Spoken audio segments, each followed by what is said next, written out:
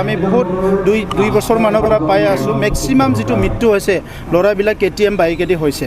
আজি কিছুমান এনফিল্ড চলোৱা দেখিবলৈ পাওঁ, তেখেতসকলেতো ঠিকে নিজৰ মানে এটা ডেষ্টিনেশ্যনলৈ গুচি যায় গ্ৰুপে আমি দেখিবলৈ পাওঁ, কিন্তু KTM বাইকত যিবিলাক ল'ৰা অলপ মানে মদ চদ খাই কিবা খাই বাইকবিলাক চলায় আৰু নিজেও মৰি যায়, বেলেগকো মাৰি দিয়ে আৰু নিজেও মানে মদ খাই মৰাৰ ফলত মানে কি হৈছে ঘৰখন পৰিয়ালখন আজি বহুত সমস্যাত পৰিব লগা হৈছে। তো সেইকাৰণে মই প্ৰথমতে আহ্বান কৰোঁ যিসকলে এই বাইকটো চলায় তেখেতসকলে ভালকৈ চলাওক।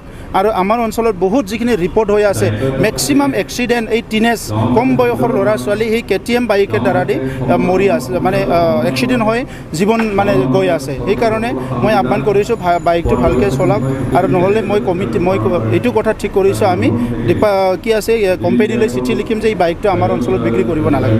আমি বহুত দুই বছৰ মানৰ পৰা পাই আছোঁ মেক্সিমাম যিটো মৃত্যু হৈছে ল'ৰাবিলাক KTM বাইকেদি হৈছে।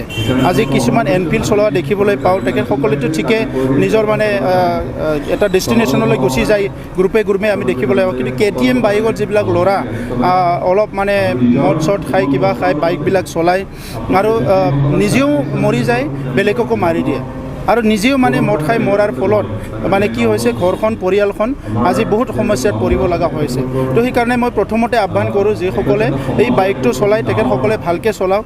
আৰু আমাৰ অঞ্চলত বহুত যিখিনি ৰিপৰ্ট হৈ আছে মেক্সিমাম এক্সিডেণ্ট এই টিনেজ কম বয়সৰ ল'ৰা ছোৱালী সেই KTM বাইকৰ দ্বাৰা দি মৰি আছে, মানে এক্সিডেণ্ট হৈ জীৱন মানে গৈ আছে। সেইকাৰণে মই আহ্বান কৰিছোঁ বাইকটো ভালকৈ চলাওক, আৰু নহ'লে মই এইটো কথা ঠিক কৰিছোঁ, আমি কি আছে কোম্পানীলৈ চিঠি লিখিম যে এই বাইকটো আমাৰ অঞ্চলত বিক্ৰী